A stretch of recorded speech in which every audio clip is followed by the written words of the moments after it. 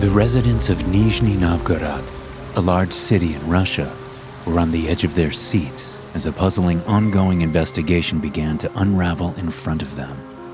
Starting in 2009, locals began to discover the graves of their loved ones desecrated, sometimes entirely dug up. Over time, this continued to happen, leaving no real answers for these bizarre incidents. There were only theories as to what was happening. A common theory was that this grave robber was part of an extremist organization. Detectives suspected this to be the case, and responded by employing a team of experienced detectives that specialize in extremist crimes. However, 2 years came and went, and the case of the desecrated graves had yet to be solved. In 2011, racism and anti-Muslim propaganda were running rampant in Russia. A terrorist attack at Domodedovo airport in Moscow caused a spike in desecrated graves, specifically grave sites belonging to Muslims. While detectives continued to monitor the incidents, they became familiar with a local historian by the name of Anatoly Moskvin, who frequented cemeteries nearby. While locals found his recurring presence at graveyards in the area unsettling, he rationalized that it was all part of his job. His line of work was writing macabre articles online about his fascination with the dead. He was an expert on local cemeteries, which caused people to side-eye him. He was often confronted by mourners, sometimes even physically, as people felt a dark discomfort in his presence. This time, he would be confronted at a Muslim gravesite by police and immediately apprehended. Once Anatoly was apprehended, police began their search of his parents' apartment where he lived. Detectives were specifically looking for anti-Muslim extremist propaganda, which could help prove why he was vandalizing these graves and digging them up. Nothing could have prepared investigators for what they discovered upon entering the home. The apartment belonging to Anatoly's parents was in the condition of a hoarder's home, with the most rancid stench wafting through the doors. Neighbors noticed the smell, but chalked it up to a dead animal in the basement. Detectives powered through the stomach-churning smell while they searched for evidence, discovering tons of life-sized dolls. Upon closer examination, they made a discovery that would go down as one of the most disturbing crimes in history. Part 1. Kiss of Death. Anatoly Moskvin was born in Soviet Russia in 1966 to parents Yuri Fedorovich and Elvira Alexandrovna. Growing up, he was very intelligent, but was reported to have displayed some aggressive behaviors. He was bullied and struggled to develop socially, so much so that he never moved out of his town, still living in his parents' apartment at 45 years old. He was voluntarily celibate, having a repulsion to sex and taking a vow to refrain from it. Instead of focusing on dating, Anatoly zeroed in on his studies. In his free time, he indulged in his interest in antique Russian dolls. Despite being awkward, Anatoly, a history buff, journalist, and self-proclaimed necropolist, was highly respected by his academic peers and was even regarded as a genius. He was a regular contributor for a weekly publication about cemeteries and obituaries called Necrologies. The editor of this publication thought very highly of Anatoly, calling his work priceless and unique. He would defend Anatoly to the end, fully believing in his innocence. On October 26, 2011, Anatoly published his last article. In this bizarre account, he tells a disturbing story that may or may not be true, but if it is, this may have contributed to his interest in the dead. According to Anatoly, when he was 13 years old, he was walking home from school and going door to door asking for spare paper to use for a project. Upon approaching a house, he noticed a crowd and peeked inside. Through the window, he saw the open coffin of 11-year-old Natasha Petrova. Anatoly knew who she was and knew of her recent passing. She had been accidentally electrocuted during a bath when she reached for a towel and grabbed onto an exposed electrical wire. Natasha's body was too small to sustain the shock, ultimately leading to her premature death. A group of men that were attending the funeral noticed Anatoly fixating on Natasha and urged him to get closer to her body. Anatoly recalls crying and begging the men to let him go, but they forced him toward Natasha's body anyway. They were going to force him to kiss her corpse. Anatoly panicked, but was reassured by the young girl's grieving mother. Her mother promised Anatoly that if he kissed Natasha's body, she would repay him with money and a fruit basket. Realizing there was no other way out, he stopped resisting the forced kiss. He wrote, "I kissed her once, then again, then again." According to Anatoly's story, the mother then proceeded to put a bronze wedding ring on his finger and the other on her daughter's dead body. After this bizarre mixed wedding and funeral ceremony, Anatoly was given the fruit and money as promised. He stopped on the way home to spend his money on a book. That night, Anatoly dreamed about Natasha. He claimed that his experience sparked his interest in the occult and black magic. Writing "My strange marriage with Natasha Petrova" was useful. He described his dreams of her as vivid and says that she would sing haunting songs to him and demand that he learn how to practice witchcraft. Anatoly did tell his parents about these bizarre dreams, which likely could have been a result of PTSD from the traumatic funeral wedding he had experienced. Anatoly's doctor assumed his bad dreams were just a result of puberty. He grew desperate to rid himself of these night terrors, even completing a magic ceremony under the instruction of Natasha to pass her along to another unsuspecting person. This didn't entirely work for Anatoly, however, as the classmate that he attempted to transfer Natasha to would not leave him alone, but he was at least free from the dreams. The young schoolboy became infatuated with death after this traumatic event, spending a lot of time alone in cemeteries and sometimes walking through them with his parents. He was particularly fascinated with Krasnaya Etna Cemetery, where Natasha was buried. A few years later, Natasha's mother moved away, and Anatoly claimed to be the only person that continued to care for her grave. Natasha's mother passed away in 1990, so the story of the wedding has never been confirmed. However, there is a German tradition in which the dead and unwed are buried in wedding attire, and traditional wedding aspects are factored into the funeral in circumstances where the child didn't live long enough to marry. Despite the traumatic events Anatoly experienced as a young boy, he continued on a straight and narrow path and took his studies very seriously, mastering 13 different languages, some of which he taught himself as an adolescent. Anatoly eventually earned an advanced degree in Celtic studies and became a published scholar. Celtic mythology shows a great respect for the dead and different beliefs about reincarnation and the afterlife. He became extremely fascinated with the occult and specifically pagan burial rites. Just as seriously as he studied his books, Anatoly studied the cemeteries in Nizhny Novgorod. According to his record, between 2005 and 2007, he visited 752 cemeteries in the city while working on a directory for the dead in all of the cemeteries in Nizhny Novgorod that he was commissioned to write. He walked for miles every day in different cemeteries, studying the dead and taking notes. He even stopped to take naps and drink from puddles during his exhausting travels. This project took him a total of 2 years to complete. One time, Anatoly went as far as sleeping in a coffin that was going to be used in a funeral the following day, detailing his experiences in pieces of writing that he would later publish in a weekly newspaper. These grim documentary series were titled What the Dead Said and Great Walks Around Cemeteries. People were put off by Anatoly's unconventional interest, leading him to be stopped and questioned by police. Citing his work as his reason for hanging out at the cemeteries all day long, police found no reason to suspect him of any crimes. Because of this, he was never detained during these interactions.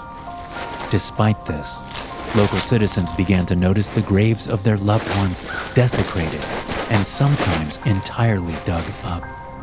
Believing the crimes to be the acts of an extremist organization, the police developed a group of specialists to investigate. Initially, the police looked to Anatoly for his expertise, hoping to receive some insight from the cemetery expert that could help them find their suspect. However, officers felt very strange about the way he carried himself. With no evidence other than a dark interest and a little bit of social awkwardness, they still had no reason to suspect Anatoly, and for 2 years, no leads helped to solve the string of crimes. Following a 2011 terrorist attack at Domodedovo Airport in Moscow, the reports of graves, specifically Muslim graves, being desecrated in Nizhny Novgorod began to spike. Tips led investigators to a cemetery where Anatoly had been painting over photos of dead Muslims, but not harming anything else. Officers confronted him at the scene, apprehending him to gather evidence due to the blatant vandalization. The police brought him back to his parents' flat to look for anti-Muslim propaganda, but what they would find would be traumatizing for all, so much so that police admitted they had to wash it down with vodka. Part 2. The Dollmaker. As investigators began to dig through Anatoly's parents' apartment, they found his room to be extremely cluttered and disorganized. They began to search for anti-Muslim propaganda, but instead were greeted by a ton of life-sized cloth dolls. While they were creepy, it wasn't a crime to have dolls. However, when one of the dolls began to emit a horrible stench, they took a closer look. And to their horror, they realized that the dolls were mummified corpses. The longer they sifted through the cluttered home, the number of dolls multiplied. After doing a thorough search of the house, investigators found a total of 29 mummified bodies of young girls aged from 3 to 25 years old, as well as a pair of Anatoly's shoes that matched footprints at the desecrated graves. Detectives also found a guide to doll making, a map of local cemeteries, and photos and birthdays of the deceased girls that he had stolen from their graves. He had studied these girls very intensely and knew a lot about their lives and how they died. According to Anatoly, he would connect with these girls before he would bring them home by sleeping on their graves, which he attributes to the culture of the Celts and Druids. He claimed that these girls communicated with him and asked him to take them out for walks. Sometimes, during the process of bringing one of the girls' bodies home, he would first relocate their body to a more discreet resting place where he would connect with them more privately. After this, he would allow the body to dry out for a period, eventually bringing the body home and preserving it with a mixture of salt and baking soda. If his necromancer communications with the dolls came to a stop, he would return the body to the grave exactly how they were left. He had dug up the graves of adult women in the past, but in time learned that smaller bodies were easier to discreetly transport. Due to these little girls having been badly decayed prior to Anatoly digging them up, he covered their hands and other body parts with cloth. He put nylon stockings over their faces, using makeup to paint over them. The mummified bodies had been given button eyes, which Anatoly says was done so that they could watch cartoons with him. He had also placed music boxes in their chests so that there would be some sort of response when he interacted with the dolls. One doll contained a voice box with a bone-chilling message: "Teddy bear loves honey very much." Some girls had pieces of their headstone, photographs, and other personal belongings inside their bodies. Their bodies were filled with rags in order to make them feel a little heavier. One girl was found with a dried heart inside her body. Most of the dolls were still wearing the clothes that they were buried in, some dressed in snowsuits or knee-high boots to hide visible decay. While most of the little girls' bodies were stolen for cemeteries in Nizhny Novgorod, Anatoly admitted that some of the bodies had come from as far as Moscow. and that he had been collecting the bodies of deceased young girls for 10 years. Anatoly's parents claimed to have no idea that these large dolls their son was collecting were actually mummified corpses. From their perspective, the large cloth dolls he was making were merely an extension of his interest in antique Russian dolls. His mother, Elvira, however, did take issue when she found him speaking to the dolls, telling him that it was childlike to play with them. Many questioned his parents, who would leave their flat every year from April until October, about their lack of knowledge about the dolls. Neighbors noticed a stench from the outside, so how did the parents not smell it? The neighbors were also shocked, as they hadn't thought anything sinister of the stench and had thought Anatoly to be a respectable man. During the months that his parents would leave, they would even take the family cat with them.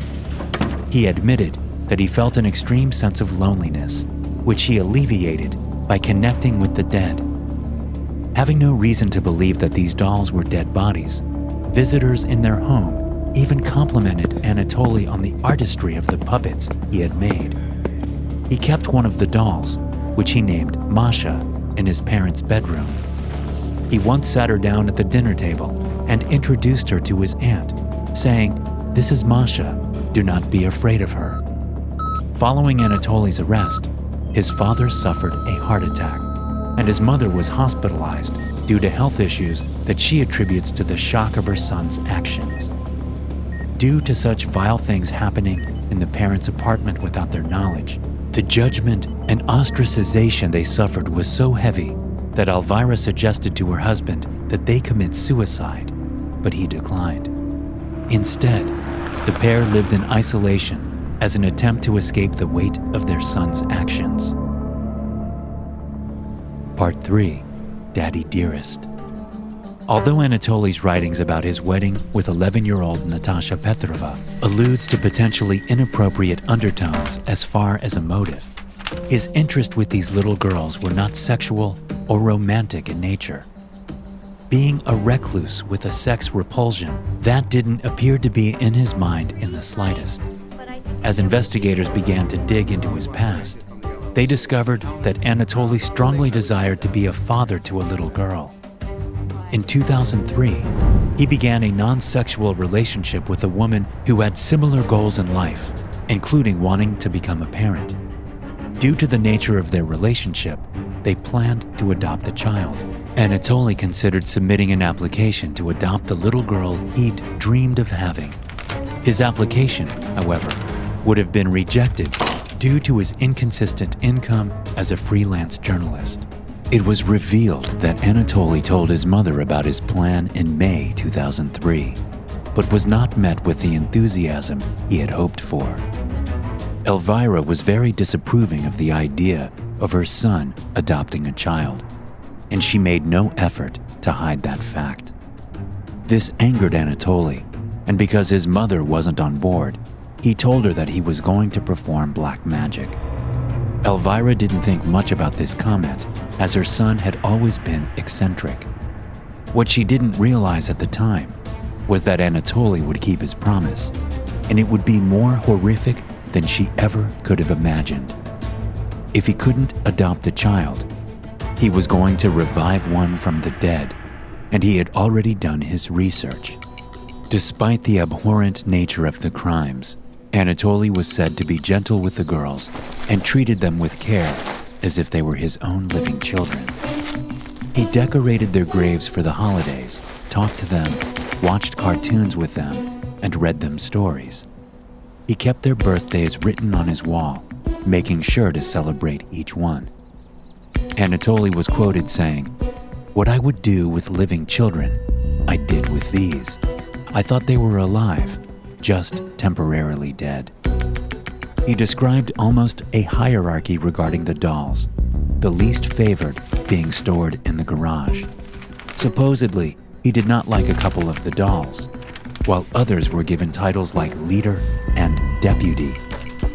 He and the dolls developed their own language, and he had developed backstories for all of the girls. When he talks about the dolls, he becomes very possessive, referring to them as his girls. He talked of a happy family life, keeping the dolls occupied with cartoons while he worked and talked to them. During his meals, he would leave food out for the dolls despite them being unable to eat it, which is a common pagan practice to show respect to spirits. He even studied child psychology online, hoping to provide the best emotional care to the dolls that he could. According to Anatoly, he was aware that digging these graves up and bringing the remains home was a crime. But his intentions were to be a caretaker to these children that he felt such a deep empathy for. From his delusional perspective, preserving the bodies of the deceased children was allowing them the option to be cloned in the future, when he expected it to be no longer prohibited in Russia. In his mind, he says, he wanted to give the children a second chance at life. Despite feeling bad for the children, Anatoly showed no empathy or remorse to the parents of the victims at the trial, outright saying, "You abandoned your girls. I brought them inside and warmed them up." He stated that in his mind, the girls were just girls and had no parents. During his trial, he confessed to 44 counts of abusing graves. Although he was initially being investigated for desecrating the graves of Muslims, which is considered to be a hate crime, the charges were ultimately dropped. After a 3-year stay at a psychiatric hospital and a paranoid schizophrenic diagnosis, Anatoly was ultimately found not mentally fit to stand trial, thus absolving him of any criminal responsibility. The court ordered him to pay each of the families a restitution of $75,000 for the emotional damage they had endured as a result of his robbing and desecrating their loved ones' graves. The response of the parents were mixed. While some parents were disgusted and shouted out that Anatoly should go to prison for the rest of his life or be put to death, one father refused to accept the compensation, stating that Anatoly had treated his daughter better than he had when she was living by dressing her, reading her fairy tales, and watching cartoons. In the eyes of Olga Chardymova's mother, however, Anatoly's actions were anything but caring. Part 4. Olga Chardymova. While all of the families endured intense suffering and trauma due to being robbed of the bodies of their deceased children, the family of 10-year-old murder victim Olga Chardymova experienced a new depth of evil that is unfathomable and devastating. Olga had finally convinced her mother to let her walk to her grandma's house, which was a block away, by herself. She told her mom, "I'm 10 already. I can go by myself." Her mother agreed, and after her parents set off for work, Olga walked out the door and headed to her grandma's. Unfortunately, she never made it. Walking down to the lobby of the building she lived in, she was ambushed by a drug addict who forced her back upstairs, where he robbed her of her earrings. Olga made a quick attempt to escape, and as a result, the man hit her over the head with a metal pipe.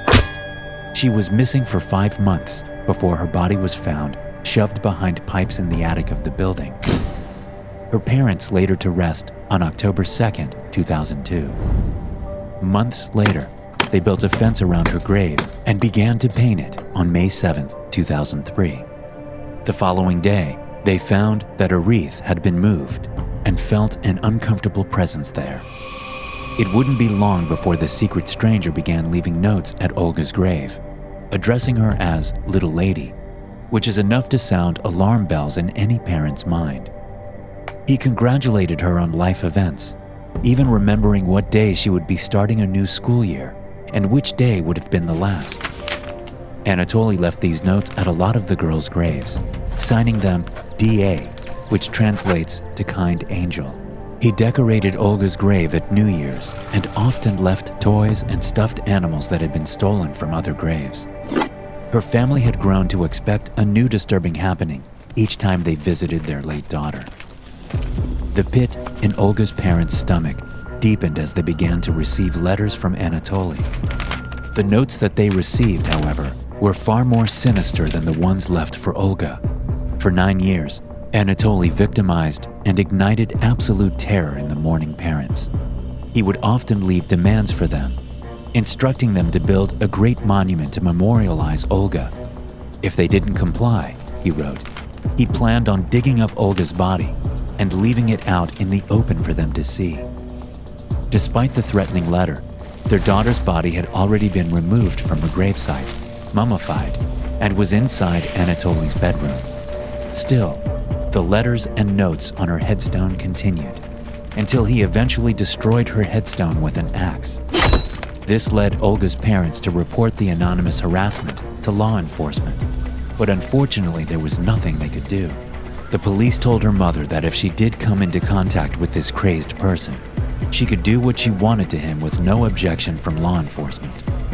Olga's mother admits that if she had come face to face with Anatoly at her daughter's grave, she would have killed him with her own 2 hands. While things kept being left at Olga's grave over the years, no evidence that led to a suspect was found.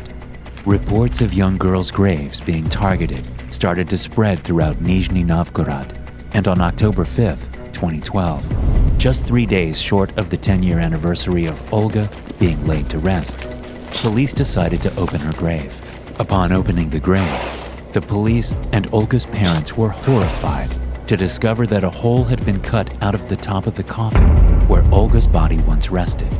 Her remains had been moved away from her gravesite.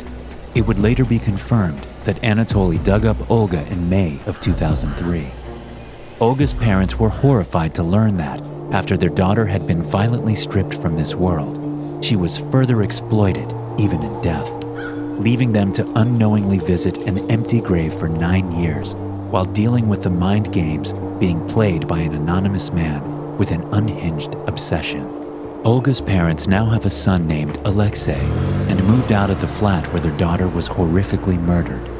However, the psychiatric hospital that can be seen from the Chardymova's kitchen window serves as a daily reminder of the gruesome torment both they and their daughter have experienced. This psychiatric hospital is where Anatoly Moskvin will likely stay for the rest of his natural life, although Olga's parents do fear that in the future he may convince doctors and psychiatrists that he is healed and able to be reintegrated into society.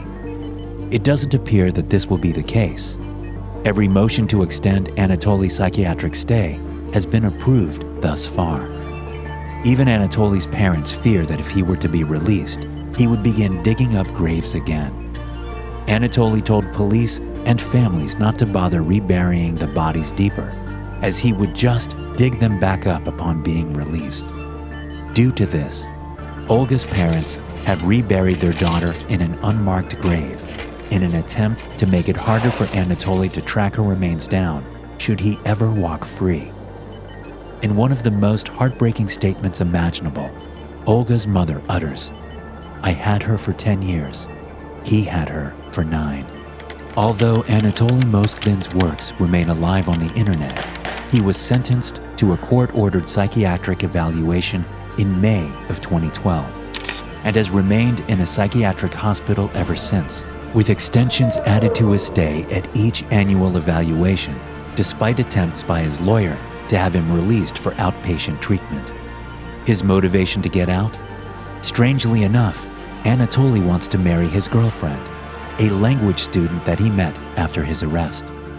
He is unable to marry her under the conditions of his inpatient treatment, and according to his lawyer, 9 years of treatment has helped him get to a point where he feels ready to get a job as a language teacher and rejoin society, even planning to write a book. Still, Anatoly's release has not been granted, and his crimes continue to haunt Russia and the families of the mummified girls, who were forced to mourn their children a second time in such a horrific way. Thanks for watching.